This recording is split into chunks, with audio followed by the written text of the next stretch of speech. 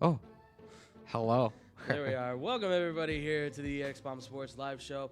My name is Andrew Valentin, and with me, of course, is the man who's wearing multiple outfits right now, Mr. Tom McKinney. Tom, how you doing today, Dude, man? it's my favorite day of the year. Yeah, I know it is. It's absolutely your favorite day of the year, and you're showing it right now. Because how many different hockey teams are you wearing right now? I got the Kings. By the way, it's Jonathan Quick. Then I got my Capitals hat, former reigning champs. Right. And then I got this Flyers hat that I bought when I was in Philly. I actually like this hat. This is like a pretty cool hat. That's pretty Got the nice. Liberty Bell around it. Yeah. I mean, it's a Zephyr, but other than that, it's a nice hat. As much as I hate that team, but whatever. All right.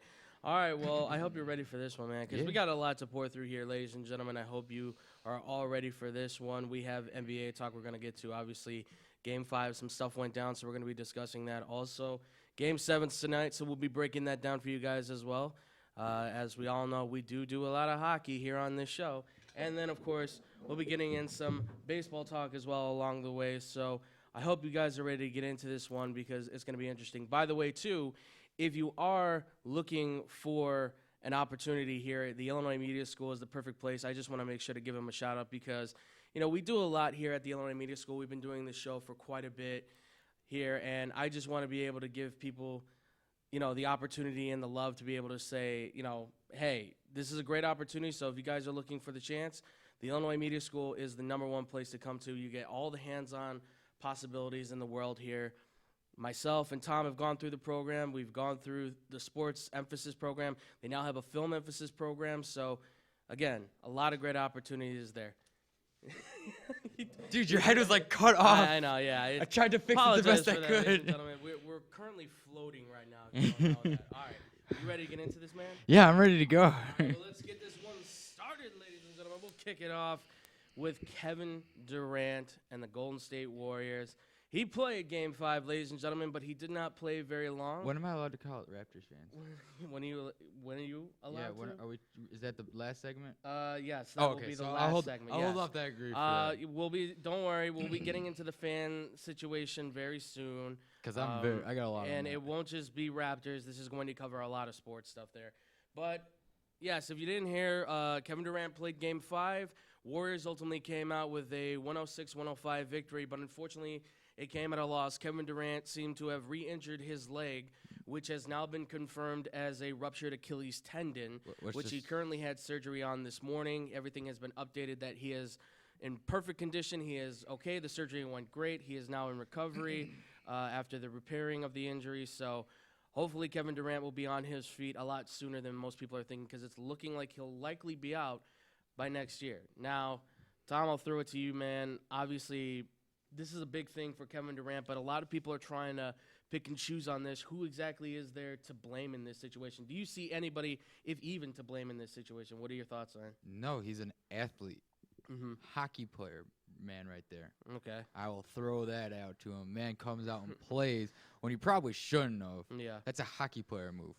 If anybody who wants to disagree with me, it's true. Well, I think we could generalize and say that's really an athlete thing. No, you can't say that because there's a lot of athletes who would say, no, I ain't playing because he's in a contract year. But most athletes would probably feel that way, that they should play. He should, but he's in a contract year, so most people would say, oh, well, he's not going to play. He doesn't want to injure himself before a big contract. But he went out and did probably the worst thing that he could have happened to him and actually tore his Achilles, which is the worst thing ever. It's possibly career-ending, depending on the player. Yeah, I mean, it basically ended up almost Kobe's injury. Yeah, it's a very severe thing. So, but granted, Kobe was at the end of his career. Right. I saw his last game at the United Center. I like to throw that out there. Yeah. But for him to go out there and play and fight and push through this, he worked hard. He made sure it worked, and yeah, unfortunately, I don't think there's anyone to blame. This was his decision. This was the team's decision. He obviously was practicing. He was looking good. This could have happened even if he hadn't been hurt. Yeah. So the injuries are freak. They happen. They're a part of the game. Yes, it's more likely to happen if you've already been hurt. Now, they're saying that the original one was a calf, so this has nothing to do with it. I call shenanigans. Okay. I think that was wrong. I think it was his ankle area. Because the Achilles is in the ankle, right? Like, I'm not mistaken. Well, the tendon works from the bottom of the foot up to, like, the top towards the ankle. and I think it stretches up into the leg. And if that snaps, if you're not able to really walk on it. If that's the case and it does go into the calf area, then yes, maybe it was a calf, and that's why it snapped. Right. Now, the video of the close-ups that they all had that showing him where his foot was right there. Right. Obviously, this is bad TV where you can't see my calf. Yeah. But Andrew can see it. Right, yeah. I personally didn't see anything. Everybody tells me, oh, you didn't see his muscle jump. I was like, no. Where did his muscle jump? Yeah. Like, I don't see, or the tendon, my bad. I didn't see the tendon jump. Well, if you see, I mean, unfortunately, we weren't able to find the close-up video of his leg going. Yeah, it's all over Facebook. Well, it's hard to rip those videos, believe me. True. Not rip, we bought it. But you do see, shut up. But you do see in that moment where he does step that it's not, you can kind of see where there's a ripple in his leg and the muscle kind of goes. Now, obviously, if you're looking for that kind of thing, you're going to spot it. But regardless, I mean. Yeah, but I was looking for it and I still didn't see it. Yeah. So I don't know if I was missing something or if I was looking in the wrong spot. I mean, you can kind of see it here But even then, because they showed it, was that where he stepped or was it when he pushed off? It's when he pushed off. See, that doesn't look like that's the case in that one. It looks like more when he stepped, like it stretched, and when he stepped, the jolt compressed it and then stretched it again. Yeah. That's where I think the more of the injury had happened, other than the fact that it's more of it's just one of those things where it's like when he stepped down into it, all of a sudden his foot kind of compressed down. Yeah. And when that foot compressed down, everybody kind of that's that moment where it's like, oh, the tendon went.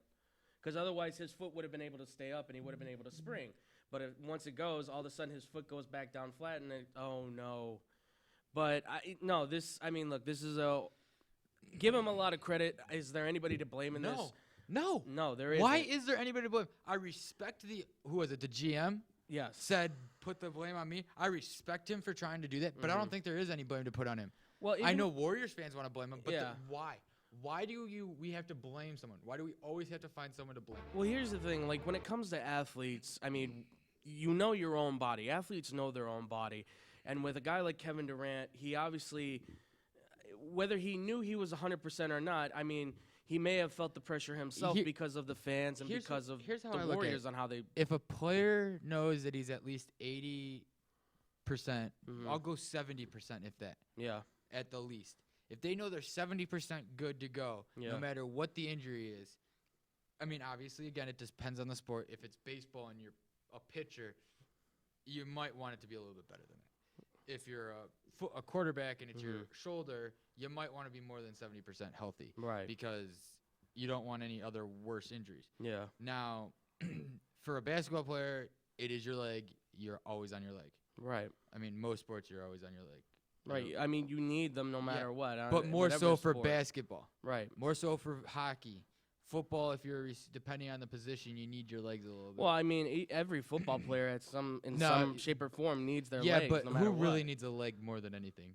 The kicker. Well, by the way, we got rid of Blewett. So, guys, don't worry. The Bears won't have a Blewett on there, even though it would have been fun headlines. Yeah. Well, even with the injury, I mean, outside of, who's to blame for this, I mean, what happens next for his career, and what happens next for the Warriors and stuff. I mean, look, if Game 5 said anything, I mean, if you didn't watch, I will tell you right now, they had double digits when he was out there. Because I will say this, he looked fantastic. He put up 11 points. He was 3 for 5 from the field, 3 for 3 from three-point range. He put up the numbers. He looked good. Yeah. It's just in that one moment, all of a sudden it gave. And that if he might have been 100%, felt like it, and who knows? He steps, takes the wrong turn, and that could have been it. That's all she wrote. But exactly. It's a freak injury, and it happens. Quote unquote Adam Eaton. And this one, I know we're gonna get down into this a little bit later, but this one bothered me the most. And I don't know if you heard about it, but when Adam Eaton tore his ACL after his year with the White Sox and went with the Nationals, there were several White Sox fans that I heard saying, "Oh, good thing we got rid of him because this would have happened with us." You don't know that. Yeah. How do you know? How do you know that? Yeah. So for people trying to put blame on someone or trying to blame Durant for coming back too soon. First off, you sort of needed him to come back. Not gonna lie. I mean, they won by 1 point. They had a double-digit lead going into the half when he was playing. So I mean, it kind of shows a little bit that the Warriors needed him. On top of that, I think this is going to turn into an almost Rudy-esque scenario now, where the team is just going to sort of be like, let's win this one for KD. Yeah, it might be. I'll say this. For what I saw from the Warriors, the fan bases, from the players, from Steve Kerr, from everything that was Warriors based in that arena that day, it shows that they care about him. Yeah. Everybody that's been, and that's one big thing is, well, what's going to happen next with Kevin Durant? Well, everybody's like, oh, he's clearly going to the Knicks. He's going to go to the Clippers. He's going to go to. Well, he sold his apartment. They're moving to San Francisco. But did nobody see how the fans reacted when he got up? Did nobody see how the Golden State Warriors went over there to make sure that he was okay? How they picked him up and helped to carry him? Yeah. Family. Exactly. They are one big happy family. A lot of guys have said exactly. A lot of guys have said it. Before this moment, everybody felt like, well, KD's not really a Warrior. He's kind of an outlier. He's always kind of been an outlier. But this is kind of that moment where it feels like, no, KD is a part of this team. Because you could see everybody thought he was a cupcake because he left OKC. He Right. was never going to win in OKC. Yeah, exactly. How can Sorry to say it, Oklahoma. You can't deal with, But you were never going to win it. With your very angry younger brother always challenging you like that. And, everybody else is just kind of like, I don't want to be here anymore. This is getting scary. But this is a moment that says, KD, you got to stay a Warrior, man. Sign the 1-year tender. Get the $30 million.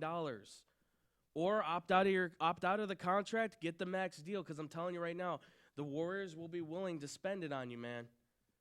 Because guess what? Draymond Green, not as important. You're the important thing. You're what this team needs. And it showed. They need him. They love him. They embrace him. He's a part of this team. So for everybody saying, well, he's still going to leave and go to the Knicks, why would you do that? Do you want to go with the James Dolan? I don't. No, that's a dumb idea. Come to Chicago. I think it's a better situation than with dealing with Garden Pax than dealing with James Dolan. Don't lie, you know I'm right. Who would you rather deal with? It's a toss-up. Who would you rather deal with? Answer the question. Garpax or Dolan? They're both bad, but I guess I would have to deal with Garpax just because they don't say that much, and they also don't do. They don't do what Dolan does. They don't write bad music. Dolan, just stop it. But honestly, I mean, for what we saw from KD and what his future is, I think he's going to stay with the Warriors. He'd be crazy to leave. No, the only way I could see him leaving is if he doesn't like the medical staff.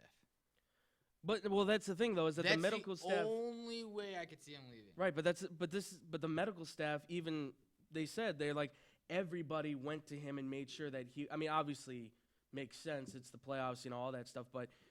Everybody's making sure that he is going to be 100% healthy when he comes back, which for a lot of people says, oh, come back. So he's coming back to the Warriors. I mean, obviously it's not set in stone. There's still a lot to go on. We're still in the season, mind you. But you know what? What Tom said is right. Hockey players play through injury. They do it a lot. You're going to hear about it after tonight. Yeah. Just go look at NHL Network tomorrow. You'll see Patrice Bergeron played with like a pulled groin or a tear in his groin. It might not be an injury, but Michael Jordan played with 104-degree fever. That game was yesterday. Yes, I know. Yes, the celebration of the game was yesterday. And then you have Walter Payton, who had 103-degree fever and ran for 175 yards against the Vikings. So, I mean, it's one of those things that, or I think it was 275 yards against the Vikings. It's one of those things where injuries will happen, and the best players will always step up. I mean, I would hope as athletes you know your limits. Don't try to play through injury, but I get it too. This is a professional game. You're paid to do this. Obviously, it makes sense.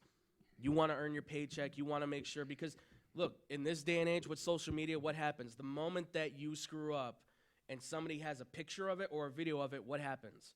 They post it, people see it, and sometimes it goes viral and sometimes people get carried away with it. Yeah. It happens to normal people all the time. It happens especially for athletes. Yeah. And for a superstar like Kevin Durant, it gets highlighted. Mm-hmm. And, I mean, but you know what? Props to him for trying to play through it. Man, by the way, who taking the picture of him just coming out of surgery? Like, disrespectful. I'm pretty sure that's his mother. I don't care.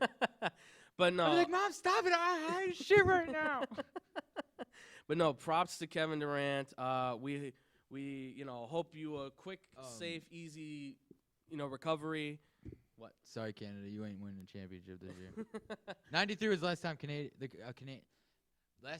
a Canadian team won a championship, and that was the Montreal Canadiens. They haven't won since I've been born. Sunday may be the day. We'll see. I mean, it could all go down, and look. Then I might be dead. Durant, yeah. Jesus. Dude, I've always said a Canadian team won't. Morbid much. Dude, I've always said Canadian team won't win a Stanley Cup. You said it in hockey. You never said it in basketball. Dude, but they haven't won. The last team to win a trophy is the Montreal Canadiens in '93. This is their first time. There's no we're trying to win this again. This doesn't is their matter. First time. It doesn't matter. No Canadian team in football or in basketball, hockey, or baseball have won a championship. I'm not going anywhere in Canada with you because those people will be after you. Good. Like the day. Let them. Jeez. Beat you with a hockey stick and I'll walk around with my Stanley Cup. And Canadian bacon. All right, well, Just say ham. Jeez. All right, well, what do you guys think about the Kevin Durant situation? Do you think he's going to be staying with the Golden State Warriors? Do you guys think that he's going to be the same player after this injury? What do you think is going to happen to? What do you think is going to happen to his future? You guys can comment down below. Let us know what you guys think about it. All right, moving on away from that, ladies and gentlemen, we've got Game 7 tonight. It is the finale of what has been a crazy hockey season. But, ladies and gentlemen, it is going down. Game 7 of the Stanley Cup Finals tonight. Blues, Bruins, it all goes down. So, start it off. Go to you, Tom. What do you believe is going to be the X factor here for the Bruins as you do your little Tuukka Rask, he's 5-0 in elimination games. I just had it here and it scrolled too fast. Let me go back. He's got a 0.80 goals against average. Yep. And like a .934 saves percentage, which is outstanding. I think the only other person who's done that or come close to that is legendary, great, and psycho sort of. Well, dude, as soon as I say his name, you're gonna agree with me. Yes. Patrick Waugh. Yeah, I know what you're talking about. Yes. So I mean, let's go. This is only the 17th Game 7 in Stanley Cup final history. Yeah. There hasn't been many of them, so obviously it's the most exciting. Everybody forgets that the Hawks never went to a Game 7 because they always shut out in Game 6, so whatever. They have actually been to 2, but that's actually when they were the Black Space Hawks. Yes. Back in like the 60s when they actually had a space in between that. Right. Then they decided. Before they knew how to combine words. Then they decided, well, the Red Wings haven't figured that out yet. Then they decided, let's put them together. So this is actually going to be really exciting. I think Tuukka's going to be the big thing. I personally think, and I agree with everybody, and I've had a lot of people agree with me, that even if somehow the Bruins don't pull this out, which I don't think is going to happen. Maple Leafs also has a space in their name. They haven't figured it out yet either. Okay. Sorry, it just popped up. All right. That Tuukka should win Conn Smythe. Oh, yeah. I don't think there's anybody else. I don't care who you are. Obviously, the NHL and every league goes, you have to. Technically, it's now you have to win the championship to be considered MVP. I think that's wrong. If you're a better player than anybody else on any other team. For what we've seen from him all throughout the season, he had his little rough moments here and there, and a lot of people were saying. But think about it. What? If Tuukka wasn't there and they had any other goaltender right now, you think that team would be there? No, well, that's what I was getting at is that even though he had a kind of a rough season here and there, he had some rough points. The playoffs it's one of those things where, we see it with some athletes all the time where it's like, they only score like 6 points in basketball, or they only ran for like 300 yards rushing in, the NFL. But then all of a sudden the playoffs come around and it's like, they're putting up 150 yards in the game and scoring 3 touchdowns. And that's what Tuukka Rask has done. He's been shutting down everybody in his path. He has been the guy for the Bruins. Granted, the Bruins have been able to find their pick and choose their moments to score, absolutely. But if it were not for him stopping the puck, things would get very ugly for the Bruins. They wouldn't even be in the playoffs. Yeah, this as good as we give this team a lot of credit for, and for all the talent this team has, he is one of the finer pieces that they have that have made this team clutch. And I agree. I think he is the X factor for the Bruins, certainly. But outside of that, obviously we have the Blues side of things, and I know your feelings on the Blues, but there's got to be an X factor you give to the Blues, Tom. So what do you see as an X factor for the Blues potentially? The young lady that they brought to Game 7. I knew it was gonna be something like non-team related. Like I'm talking about the girl that has the cancer. They're bringing her to the game. She's in Boston right now. Well, I know that, but I thought you were gonna give me maybe a player or something, and you know. No. You just give no credit to that team at all No. whatsoever. Unbelievable.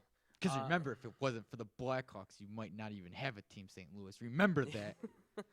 Honestly, but I look at this Blues team. I mean, a lot of it has to do with. I mean, By the way, what Jordan Bennington is one cocky mother. Oh yeah. Well, I mean, I'm not saying he's the X factor, but he's certainly, I think, a big component to this. But nah, they're gonna get into his head. Marchand's gonna be the little rat that he is. He's gonna poke him, and he's gonna go. Arr! Well, I mean, we'll see if that does happen. But I mean, outside of Bennington, I think it's the youth of the Blues that I think can really be like the strong point. I think for them. Here's a fun fact for the Bruins. Bruins depth on display this postseason: 21 different goal scorers, ties NHL record. Yeah. 11 players with at least one game-winning goal. Mm-hmm. Stanley Cup final: 15 different goal scorers, NHL record for the Bruins. Really? Well, Wow. it's an NHL record, but that's all done by the Bruins. Right. So I mean, the Bruins know how to do this. On top of this, that the last time they won it, they had to go win Game 6 and win Game 7, and we all know what happened in Game 7. Is Vancouver recuperated yet? No, I don't think so. No, they're still well, burning? I mean, from what I've been told from our sources up in Vancouver, everything should be hunky-dory, but the team's still kind of pouting a little bit. So, I mean, you know. The city isn't on fire still? It's not. It's not on fire anymore, believe me. That was my favorite night. I know, because you've told me that multiple times. Yeah. But yeah, I mean, look, this Bruins team, a lot of people have said, well, how can it's their Stanley Cup to lose, basically. I mean, they've been here before. They have the talent. They have the personnel. I mean, some of these guys are going to be Hall of Famers, no doubt. So how can you stop them?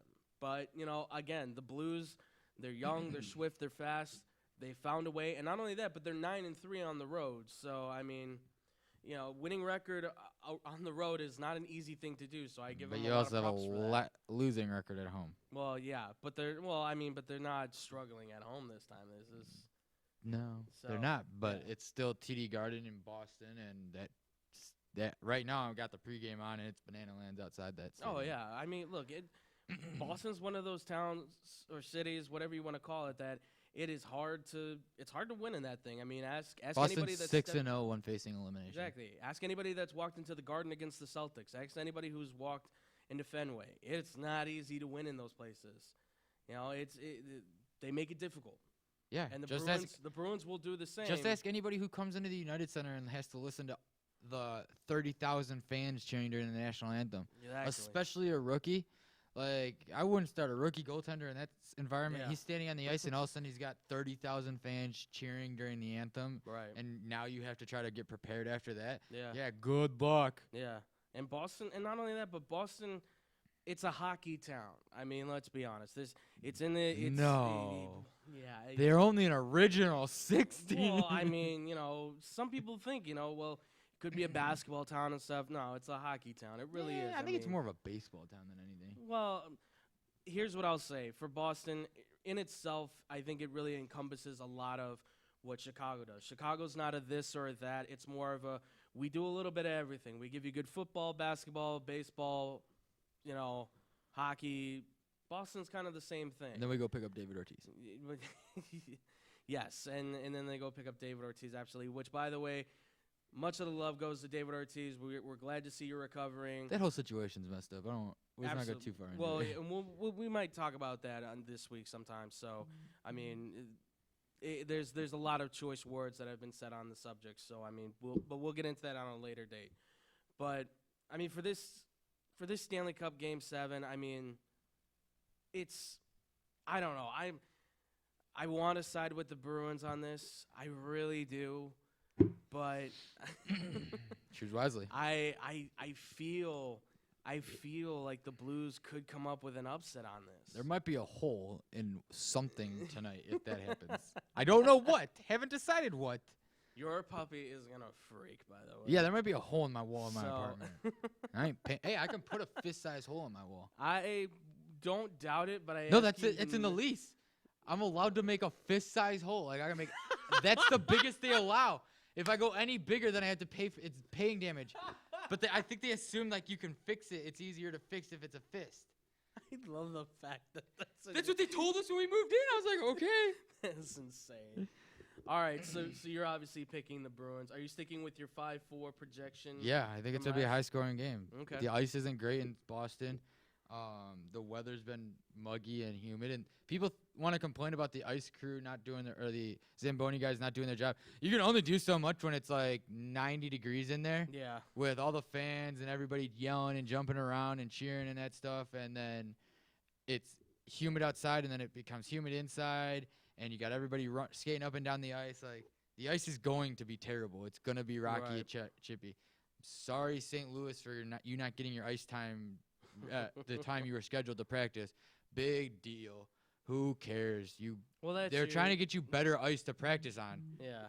Well, and that's a little bit of your St. Louis bias. No, the GM or whatever complained about the fact that their practice time had to be delayed a little bit because they had the ice wasn't ready. It's because they're trying to get it ready. It's difficult when it's humid out. It's ice. What is ice? Water in solid form. When it's warm outside, frozen, solid, same thing. Yeah, just saying.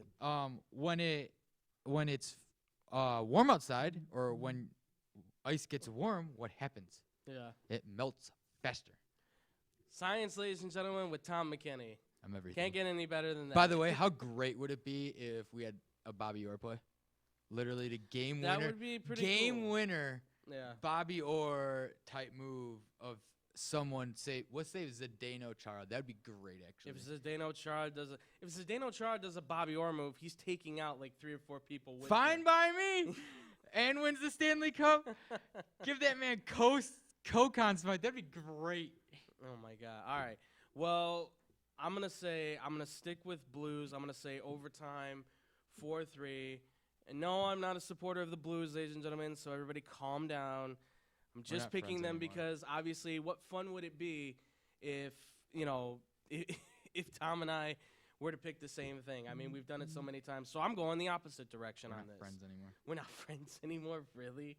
I find that very hard to believe because no matter what you think, Tom. We'll talk after. We'll talk after. We're not we'll friends talk right in the car ride home. Yes, we will.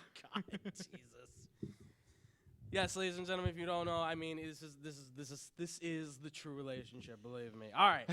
What do you guys think about the Stanley Cup Final, Game 7? Let us know what you guys think down below. Who's gonna win this thing? Who's got? By the way, this is their third, I believe, Game 7. The Bruins? Yeah, okay. Blues. Oh, Blues. Okay. This playoff. All right. So, so make sure, guys, comment down below. Let us know who do you think is going to win. What's going to be the X factor? Guys, comment down below. Let us know what you think. And with that, ladies and gentlemen, when we come back, we'll be talking about MLB and the Nets situation, and also, too, what's with the fans and sports. We'll be talking about all that here and more on the X1 Sports Live Show. Don't go anywhere.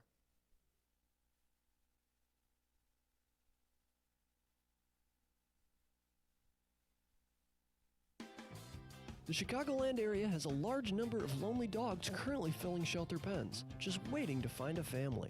Nothing adds warmth to a home like a wagging tail and a warm pair of brown eyes. If you are considering adding a dog to your household, visit the Anderson Animal Shelter, where adoption counselors can assist you in selecting your new best friend. Make your house a home. Adopt a shelter dog. To see a current list of adoptees, visit their website at www.andersonanimalshelter.org or meet them in person at 1000 South LaFox Street in South Elgin. Don't have room in the home for a new furry family member? Donations of toys, collars, and soft or hard non-perishable dog food are always accepted and are greatly appreciated. All animals are spayed or neutered and are waiting with tails wagging to find a loving home. Visit 1000 South LaFox Street in South Elgin or www.andersonanimalshelter.org for more details. Man, are you still working out? It's like 1,000 degrees. Intense heat is nothing. To get an intense workout, you gotta be intense. Our friend here is getting an intense workout with the intense cool of his Hydrotech Cool Breeze shoes, which brings your feet a cooling sensation that is the best on the market today. Can only be explained with one word: intense! Whether you're working out hard or just taking a stroll, these shoes have got your back, or I should say, your feet. Aren't these shoes intense? Maybe a little too intense, but there's no doubt they're cool.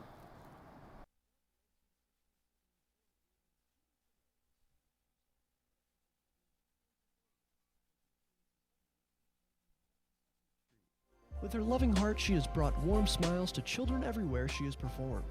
She even started the San Francisco School for the Circus Arts, but shortly after, she was diagnosed with multiple sclerosis, and by 2004, she was completely paralyzed. In celebration of her accomplishments and to fight the illness that had crippled Judy, a group of students from the San Francisco Clown College have compiled the perfect holiday present for those who want to laugh and to help those struggling with the illness.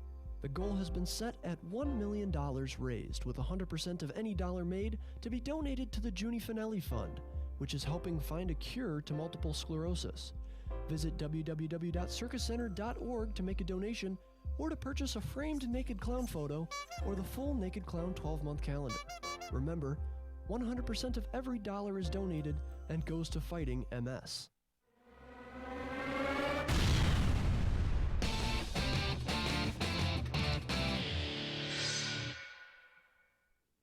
Welcome back, everybody, to Janine Garofalo's expedition to Mount Everest. I'm with Tom. Tom, where are we going today? I thought we were going to the Kilimanjaro. You caught me off guard. You can't do that. I could have gone home. I'm sorry. That was too good. I know I did that to Kevin before, but I wanted to do it to you, and I was like, I wonder what he's going to say, and you did not disappoint. What did Kevin say? Well, I was like, welcome to the math program. Oh, was that Yeah, Saturday, him, right? yeah, that was Saturday okay, when I hit yeah. him with the math question. He was just like, That was so I would have good. said fish. He said, what is 2 + 2? I would have been like, fish. You didn't even finish a sentence. You're just like, I thought we Kilimanjaro. And you oh my God. I was trying to think of a mountain in my head, and I was like, what's the mountains? It's like, oh, Kilimanjaro. That works. I'll give you credit. You stuck with it, so props to you, man. I give you a high five for that. All right, ladies and gentlemen, well, welcome back to the X-Pump Sports Live Show. I'm still Andrew Valentin. This is Tom McKinney, and this is Mike. And I hope you all are having still a fantastic day. We Is just this talked. Steve? Yeah, that can be Steve. All right, sweet. So we just talked about Golden State Warriors, Kevin Durant, and his injury. We just talked about Game 7 of the Stanley Cup Finals. And now we're about to get into some more stuff, and this is possibly going to get pretty heated. Little warning here, ladies and gentlemen. We'll see. We'll see how this goes. But you ready to do this, Tom? You ready to do Yeah, I this? am. I've been thinking about these for the last couple of weeks. All right, well, let's get into it, ladies and gentlemen. Starting the second half off, if you haven't heard, MLB has a little bit of a situation going on with some talk going around through social media and obviously through some of the ranks of This hit Insider experts and stuff. Edition, by the way. Yes, it did. It did. The first one was on Insider Edition. Yes, and it's all about safety in the MLB because if you guys hadn't heard, what was it, last week or so with the Cubs? No, we had it was 2 weeks ago. 2 weeks ago with the Cubs. in Houston. Yes. I got you. Okay. So 2 weeks ago in Houston, Albert Almora was up to bat and hit a foul ball that left his bat, I believe it was projected at 110 miles an hour. Yes. And struck a young fan on the third base side. Well, she was, I don't know if she was enjoying something. They never really said what she was doing. The parent that she was with, and mother or father, no one really specified, picked her up and immediately ran up the stairs. Right. And the game paused. Literally, like, the world stopped for that moment. Right. The video's out there. You can easily go watch it. Yeah. Almora was down on one knee. Hayward came over to comfort him. Baez was over there. Madden came over. The third base coach, I believe it's Buttersworth. I don't remember his name. He was down on one knee and hands on head. The third base umpire had his hands on his head. All the players on the field, literally everything stopped. Yeah. And then you saw it again later when Almora struck out. Ended that at bat with a strikeout. I don't think there was anything else he could have done. I don't think he was in the right mind. In my opinion, at that point, in a competitive aspect, I would have taken Almora out, and also for his safety. Yeah. His head clearly wasn't in the game. But he stayed in the game. He went back out a few innings later and went to ask the security guard if there was any update. And the security guard told him that she was doing okay. She was taken to the hospital for precautionary reasons. Right. But she's doing okay. And told him it's not his fault. And then gave him a hug. And that picture will resonate everywhere. Oh, yeah. You will see that picture and you will immediately think about what happened and what a stand-up guy. Think about it. Like, we don't have kids, at least yet. Right. Unless someone isn't telling me something, but I don't think so. So, like, if that was, like, my child, yeah, Jake, I know you. Don't look at me like that. You know something. But, like, Jake's a perfect example. He has a young son. Right. And I think for any parent out there, first off, in my opinion, I do believe there should be a little bit of an age restriction to sit that close. Just because of safety. It's a big issue. I am partially for the Nets in the fact that this needs to happen. And let me start before I go to you in this. The reason we brought this up again is it happened again 2 days ago. Yes, it happened with the White Sox on Monday, June 10th this week. I believe it was Eloy Jimenez hit one, and it, not a child, but it hit a older woman in the stands. And same thing, she was taken to the hospital for precautionary reasons. She was bleeding. She was bleeding. Yeah, she was bleeding. This is why I brought it up. He almost didn't want to talk about this. I'm just gonna say that. I sort of demanded it. I was like, we need to. Yeah. Because it was such a freak thing that both Chicago teams have had this happen. One was on the road, one was at home, and it was less than 2 weeks apart.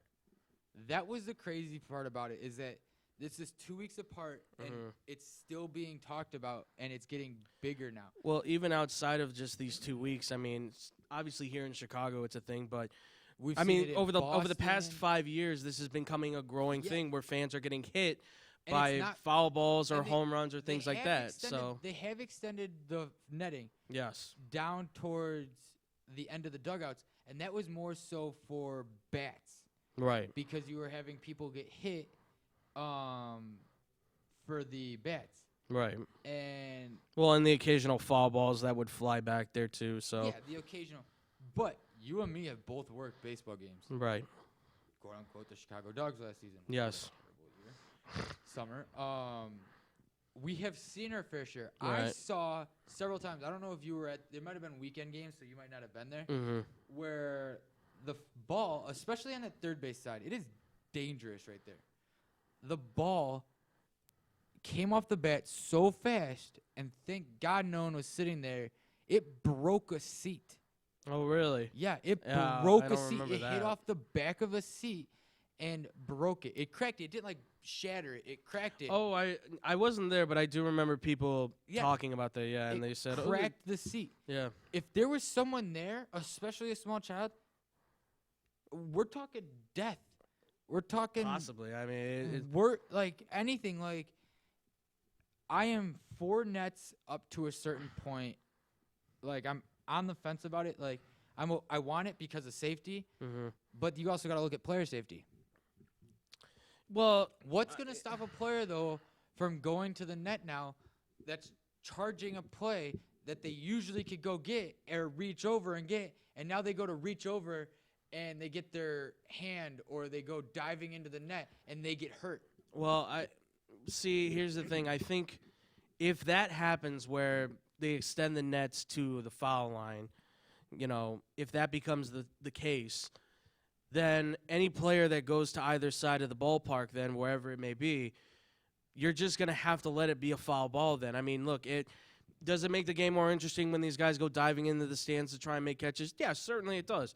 But if it does mean that the personnel, the fans that are watching are much safer, because, look, a line drive coming off a bat at 100+ miles an hour it's dangerous. Just imagine if they were using metal bats. Yeah, I mean, it's worse with the college because college doesn't have. College has the nets all the way down. Do they have the nets all the way down? Okay, I've never paid attention to that. On top of that, the nets extend all the way down in Japan.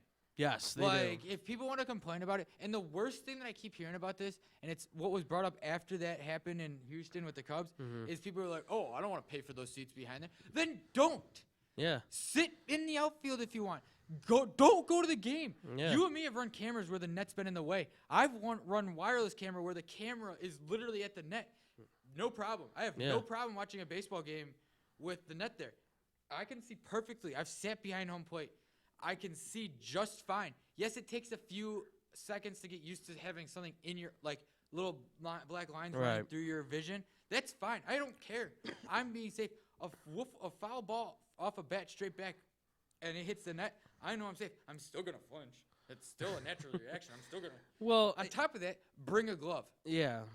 Well, I mean, I don't know. Look, glove or not glove, I mean, look, if you're going to extend the nets all the way to the foul line, I mean, and people are going to complain about vision, being able to see the ballpark. Maybe it is what it is. Like, you're going, if, you have the decision to either go to the game or watch it on TV. On top of that, then they'll put in the tickets, netting now extended or somehow, and be like, nets now in line of sight partially.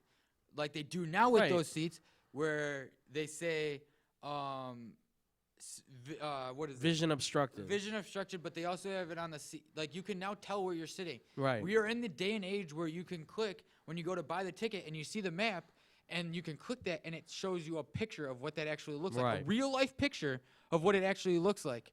And everybody goes, oh, well, that's great view. Let's sit there. Yeah. I've sat there before, but I bring a glove. I'm not an idiot. And I also pay attention. Now, I understand it's a little different. White Sox are a big problem, and I've had a huge problem with this, and I've heard it a lot, is that stadiums and teams aren't helping people paying attention because they ask those stupid questions mid-inning.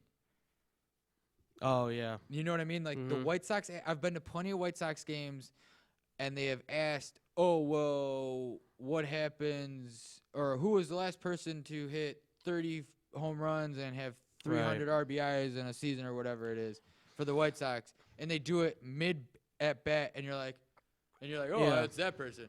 You do that beginning of in the middle of the inning, and then as soon as the catcher throws the ball to second, that's when the question's answered, and that's it. Well, here's the thing, because obviously, look, with these two situations, you have a child and you have an older person, and and obviously this doesn't really fit their mold, but even still in today's society, a lot's changed. We have younger fans who go to the games, but I mean, I've seen it with both Sox and Cubs and other ballparks too. You've got a lot of fans that sit through there and, they're not paying attention. They're doing that. They're on their phone. They're talking with people. They're taking pictures. I mean, what was it? I think I saw a replay from MLB. There was a woman who was taking a selfie, and the ball came flying at her. Yeah, I think that's at Wrigley. Is it? I think that's at Wrigley. I don't remember. I thought it was like a single A ball, but it hit her phone, and obviously she was upset because it broke her phone. But it was that's the greatest caption ever. It's like this, and it's like when you realize your life's about to end. Exactly, yeah. And it's just like it's a great picture, by the way. It is a great picture, but at the same time, it's kind of like it was at this moment she knew she messed up, and like I just think like, well, I mean, look, I'm a different person. Like I love baseball. It's something I've grown up with. It's a part of my lifestyle. So I know me, I would be watching the game, paying attention because that's what I want to do. Here's my few problems with having a net. Yeah. First off, it takes away from fan interaction. In the game, you know how like a player would toss a foul ball to him. Takes away from that. Right. Now, one thing that I also complained about, are those going to stay up in the beginning of the game and at the end of the game when you could have a chance for a little bit more fan interaction while they're warming up or leaving the field? And I heard something on 670 The Score, and I never thought about it until then, is why not do it like they do in the NFL with field goals?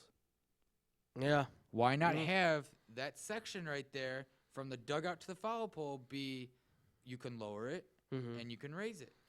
And then this way the players can sign autographs, interact, take pictures with the kids. Well, and that's where people have also said, too, with this, not with this situation, but, there's always like a designated area where you can kind of go. Like when we were at the Dogs, obviously. They did that Sundays, though. Right. I mean, but there's a little area for the Chicago Dogs where they let kind of all the kids and even the adults. Well, yeah, it's at the end of the dugout on the third base side or the end of the dugout on the first base That's side. what I mean. And that's usually a where they designated have area Yeah. where they have that kind of stuff. Now, obviously, if the Nets were there, they can't really do that. So then what do you do with it? Well, you'd have to kind of move the section, or you'd have to kind of like open it up so that the people could kind of get through. Which has no problem with that. If Right. you find a way to do it to lower it, and then it stays up during the whole game, and as soon as the game's over, you lower them again. But this That's is fine. but this is where the owners have to get the okay with that, because one, Well, and that's- those things are automatic, and two, you have to find a way to get those pulley systems to work with like the foul pole and stuff, and then three, you have to have the owners actually want to shell the Now, money out to do that's- that.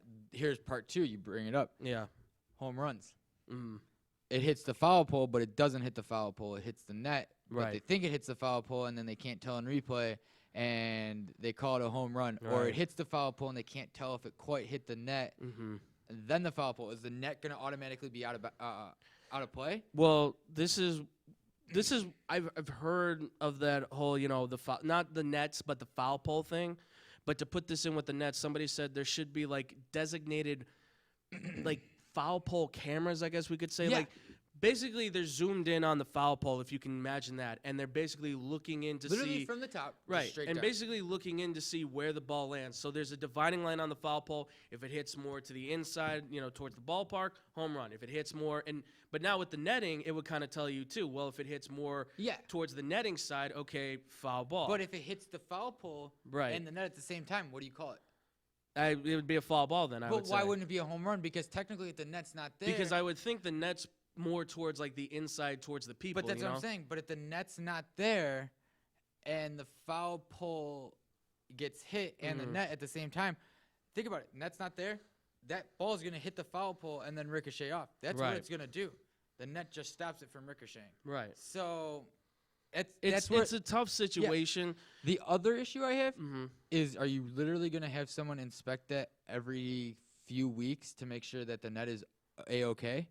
Yeah, you're gonna have to. Well, you're either gonna have to pay your grounds crew personnel to check that, or you're gonna have to have somebody designated strictly to kind Keep of it, make yeah. sure that thing is. And what updated. happens if there's a hole in the middle of a game? Like it hits and there's a hole goes through in the middle of the game.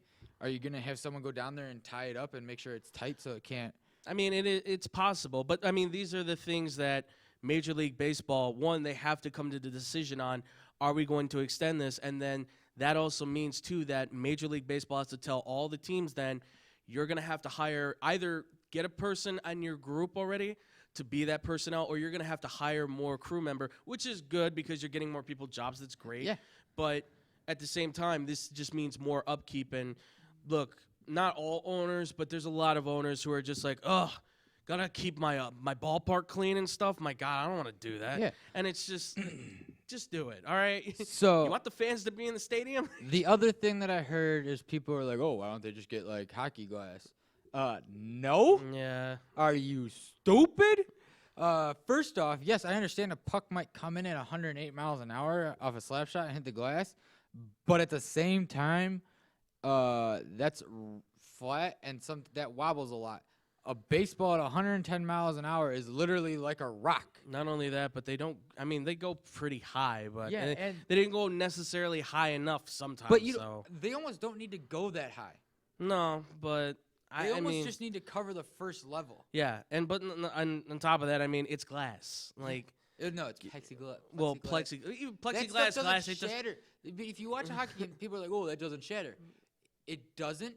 But what happens when every 2 seconds a ball hits that Yeah. and it falls out of its moorings? exactly. Like, And what happens if somebody's sitting there and it falls on them, and then you got and another that's gonna problem? be even more of a Yeah. view destruction because you're gonna have scuffs and stuff like that. Right. So you're gonna have someone go out there every half inning and clean it. No. You're gonna know how those fish feel that are in that tank at the Marlins Stadium. Just They go to the freak Wolves out game. every Just time. go to a Wolves game. It's like 15 cents to go sit on the glass and go watch the Wolves lose a championship. Oh my God. And he turns it back to hockey, ladies and gentlemen. But that's what I'm saying. If you want to know what it's like to sit with Yeah. that glass in your face, go watch a hockey game. If you can afford Blackhawks tickets on the glass, kudos. Yeah. Take me with you. All right. Well, obviously, this net situation, hopefully it gets resolved soon, but I think it's going to take time. Manfred has said that apparently they're going to have discussions on it, so this might be coming reason- in by next season, so we'll see. The reason why Wrigley can't, or the Cubs can't just go do it, or the White Sox just can't do it, is because of liabilities. Because if they do it, then the rest of the league has to do it right away, and It's an all or nothing thing. it's an all or nothing thing, and it's just one of those sticky situations that no one wants to be that bad guy. Right. As much as everybody wants to do it, it's just one of those things that they don't, because of legal issues. Yeah. If the Cubs did it now and the Dodgers didn't have it for this series against the Cubs coming up, Right. and something happened, then the Dodgers are going to get sued. So Right. it's more of we're looking out for ourselves because we don't want the league to look bad for one team to do it all of a sudden and no one else has time to get it up. Exactly. That's why you wait till the offseason. Unfortunately, this is going to happen more. Bring gloves to games. Jesus, I hate being called a little baby about bringing a glove because I'm a guy. I don't care. I don't want to lose a finger. Well, maybe you shouldn't bring the child glove then. Bring the man Dude, size I have a glove. $110 glove. What is just wrong with you? I liked it. It's red, white, and blue. Oh my God! All right, ladies and gentlemen. Well, outside of Tom's bad spending ideas, what do you guys think about the Dude, netting that or a situation? $300 one. Oh my God! What do you guys think about the netting situation? When should this take into effect? Should they do it right now during the season? Will this be a long process? The you first think? time I could see him doing it during the season is All-Star break. That's the only time, and then the It's Indians possible. would have to get it up as soon as the All-Star break ended. Right, it's possible, but you guys can comment down below. Let us know what you guys think. Give us all your takes on this. All right, and ladies and gentlemen, we're gonna round this one off with one that I think is gonna be very fun to talk about because I know I've already had the privilege to kind of talk about this with a few other people already on some nice little podcasts. But we are going into sports fans and their place in the game. Are we talking about one person in particular? Preferably one who teaches here? Well, not one who teaches here, no. But that's where I want to go with this. Okay, well, when you go there with this, basically, if you guys haven't seen, we tried to get as many highlights as we could, but some of these sports highlights just couldn't come off. So unfortunately, there's just a ton of the basketball ones. But throughout all sports, there's obviously a lot of fan interactions that happen with athletes, and there's a big question now stirring as far as where does the line cross between athlete and sports fans. And this is tough to talk about because obviously we're in a day and age now where with social media, we're connected to these guys like 24/7. If I want to tweet at Joel Embiid and tell him he's a trash center, that he can't play in the NBA, that he clearly has no shot, I want to make sure you haven't done that yet. I can tweet that at him. If I want to, send a picture to LeBron James saying, where'd the hairline go, I can do that to him. I'm pretty sure I've done that. We can do that stuff. And I think because of that is one of the reasons why we're seeing now, I would say over the last over the last 40 years almost, we've seen fan interactions and athlete interactions happening more and more. Certainly Russell Westbrook is like one of the most infamous with this situation, but it's just interesting because now we're seeing Russell a bunch Westbrook, of these. I just watched it. Yes. The one where he pushed that fan, he had his he head was on the court. He had his head turned. Yeah. And if you come out of nowhere and Yeah. go and yell in my face, I'm pushing you. Yeah. I'm sorry. And I think he got fined for that too. I don't remember if he got fined. I think that fan got banned. I remember that. Obviously, he had the other incident as well in Utah where another fan was yelling stuff at him, pretty nasty stuff, and that fan was also banned. And then you've got the whole situation with people saying, that's a good one. Drake's interacting with Nick Nurse and all that He's stuff. Spike Lee. He is Spike Lee. Well, Why has no one said it yet? Obviously, we got Spike Lee ourselves. I mean, look. That's a good one too. That's one of my favorites. It is a really good one. That's why I put it in there. But we have all these moments with fans and athletes interacting, and it just comes, where are we at with this situation? I mean, what do you see it, Tom? I mean, with this? I think fans, not all fans, not me or Andrew or guys back there, but fans, and also more so, I think it becomes celebrities is the issue, are taking it way too far. The people who sit on the glass, sit courtside, sit in the dugout near the dugouts, sit right out behind the teams. Those are the fans that are really rich because they can afford those seats. Right. And those fans take it way too far. Yeah. You see now granted, Sidney Crosby comes to town, I'm going to boo him. I have the right to boo him. I have the right to call him a baby. I have the right to call him whatever I want. But you wouldn't go out, I mean. But I'm not going to go storming down on the ice and punch him in the face. Yeah. I'm not going to go down there and literally belittle him and make fun of his family. Like, I'm not going to do that. I'm just going to make fun of him. Yeah. Well, I mean, like for hockey, for instance, there are a lot of fans that we've seen where, it's a lot of it happens when guys are in the penalty box. That's fine. Where people are coming up, banging on the glass, and then you get Mike Milbury who goes climbing into the stands. No, that was at the end of the game. That was at Madison Square Garden. New York Rangers fans are psycho, and it was the greatest thing ever. But it's still like, a fan. But the fan started that. No, the fan. See, that's the point.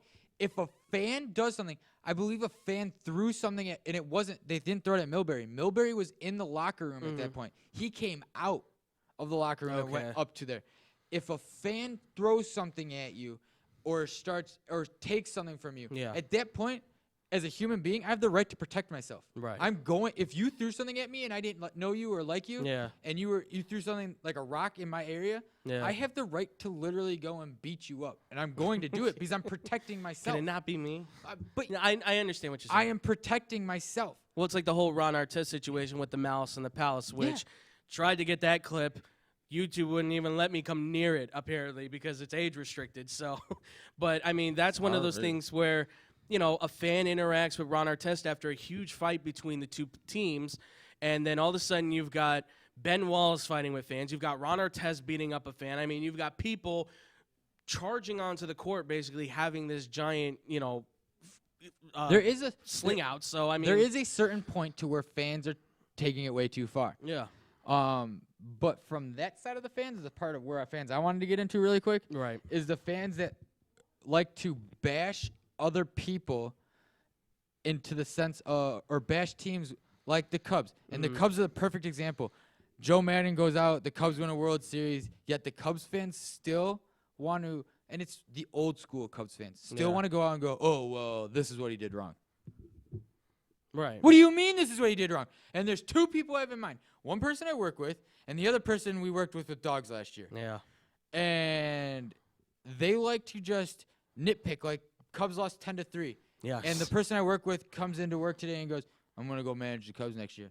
What do you mean you're going to go manage the Cubs next year? First off, your credentials are way off. Yeah, you work at a warehouse. Get out of here. Well, second off, the Cubs, yes, their road record is terrible, but every team has a bad stretch. The Cubs stretch right now is road games. Once they can figure that out, they'll be fine. Yeah. The other thing I have a problem with is when teams run up the scores in tournaments. Quote, unquote, what happened yesterday to Thailand. I'm sorry, Thailand, but you guys got stomped. You got the living donkey kicked out of you. And it was a 13-0 beating. Yeah. And people were upset in this day and age with a bunch of cupcakes these days of the fact that they ran up the score and celebrated after every goal. Do you not realize in the World Cup and in most of these international tournaments, goal differential is huge? What happens if the U.S. It is. Hold on, let me finish my thought. Hold on, let me finish my thought. All right. Don't argue with Jake. Let's say the U.S. goes out and loses to Chile 3-0, and Sweden goes on and puts up 15 points. Yeah. Now Sweden has the lead because they have that goal differential. Or even if the U.S. scores 1 and it's 14, but Sweden still puts up 1 extra point than what the U.S. has in goal differential. Now Sweden's number 1 going into that last game. Goal differential is huge. On top of it, it's the first game of the tournament. You have to play to your opponent. Right. And I find it, if you think it's disrespectful for what they did, it's actually respectful for what they did. Because in my case, I'd rather have that team not quit on me. I'd rather them not back off and just pass the ball around for 30 minutes. Yeah. Score. If you keep scoring on me, I'm going to take it as you guys actually wanted to play and you guys came to play. If I can't stop you, then I can't stop you, and I have to work to get better. Yeah. Well, that's how I look at it. We have to remember, too, though, I mean, because what you're talking about is like fans. So a lot of that comes through social media. We see a lot of times where people complain about that stuff. Now, the social media aspect type of things, I don't really take that stuff into too much serious consideration because obviously But you have analysts saying it, but then you have World Cup players who played for Team USA or played for other countries, saying that no, that's actually respectful. It would be disrespectful if they let off at 7-0. And that's fine. But my big thing with this whole situation is, like, look at what happened in Game 3 or Game 4. Whenever Kyle Lowry went diving in, and you have an investor with the Warriors, Mark Stevens, who pushes him and calls him every swear word in the book. Yes. So that's too far. That's way too far. Yeah. If you, like I said, that's the type of stuff I mean with the fan interaction. No, and I get what you mean. But this was another fan interaction thing, right? Where even the USA players are getting belittled, being yelled at for doing that, and everybody's like, "No, I respect." Most people are like, "I respect what they did." If they didn't, then because France let off the gas. They got belittled. Like, if you don't, literally, this day and age, and it all comes back to social media. Yeah. If you don't do something or someone does something and then you react to what that fan does, you're the one that gets yelled at.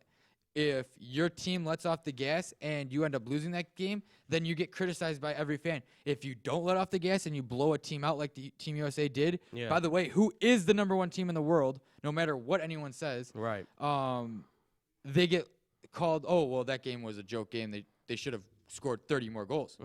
So no one's ever happy. Yeah. So it comes back to social media. If there was no such thing as social media, I think, first off, we wouldn't be able to do what we do. So social media to a certain extent. But at the same time, it comes back to that where social media is a curse and a blessing. Yeah. But no, it is. It absolutely is. And, to round this one off, I mean, we're not done talking about this. Well, no, we're not. This is not over because, unfortunately, like we said, this has been going on for years. This is going to continue to go on for a very long on. We might continue this Saturday, but I mean, this will happen as long as sports exists. There will always be sports fans, and look, the two definitely need to be able to find a way to coexist. But there needs to be a line drawn in the sand where we can find a common balance where the fan and the players can interact. Because, look, football has a barrier. Hockey has a barrier. Baseball has its barrier. But you still find a way for fans to somehow get into players. The White Sox. Right. Happened at a White Sox game. Fan came down and beat the living daylights out of a Detroit first base coach. Yeah, so, I mean, it happens. But, and it's not to single out basketball, but I'm just saying because of basketball, it's a sport that's got no barriers. You're right in the action. Do what they do in college basketball in the tournament. Raise the court. It's possible. Raise the court and extend it a little bit. It's possible, but ultimately what I think is going to happen with sports and fans, I don't think anything's going to change at this point. I mean, everybody's having a fun time and everybody's having a reckless time. Oh, you also know what is a big factor? Alcohol. Yes, absolutely. And Drake, stay off the court. Just go home. No one cares. No one likes you. The Raptors pay him, though, man. What? He's a part of the Raptors. You don't know that? He's an ambassador for the Raptors. Why? He doesn't even play the game. But his music's terrible. He reps Durant. What do you mean his music's terrible? His music's terrible. All right. Well, now you're just talking crazy talk. All right, ladies and gentlemen. Well, what do you think about fan and athlete interactions? You guys can comment down below. How do you feel your fan and athlete interactions? By the way, send us some of your fan athlete interactions. We'd love to see them. Yeah, your favorite ones. Or tweet at LeBron, nice hairpiece, or tweet at Steph Curry. Hey, you look like an alien. It's what? It looks like Marvin the Martian, man. No, he does not. All right, well, you guys can comment down below. Let us know what you guys think. And with that, ladies and gentlemen, we're going to head out of here. Tom, where can they find you, man? McLovin6193 on Instagram and Twitter. There you go. Make sure to go follow Tom. Guys, make sure, even though Kevin wasn't here today, make sure to go find him on twitch.tv, the Respawn Cast. Go follow him there. Go give him some love. They stream every Tuesday, every Friday. Twitch.tv, the Respawn Cast, Kevin Cat Shack. Make sure to go check them out, ladies and gentlemen. Make sure to go follow us on our Facebook, like us there, go see our old videos. You can find us, be a part of the Boom Crew there. Also, too, follow us on Twitter at XBombSports. Follow us on Instagram at XBombSports. You can find me personally on Twitter at TheFuffyGuru.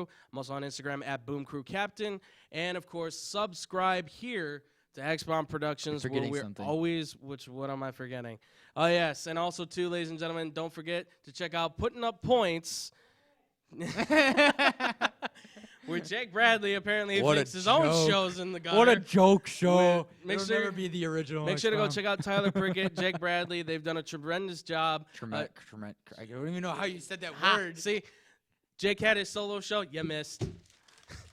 Jake had his solo show. He did a fantastic job, by the way, ladies and gentlemen. And if you really do like Game sports, 7, let's go. go make sure to check him out. And with that, ladies and gentlemen, we will see you guys Saturday for a fun show. And it will be a very fun and interesting show. Thank you guys so much for watching. Much love. Peace out, Boom Crew.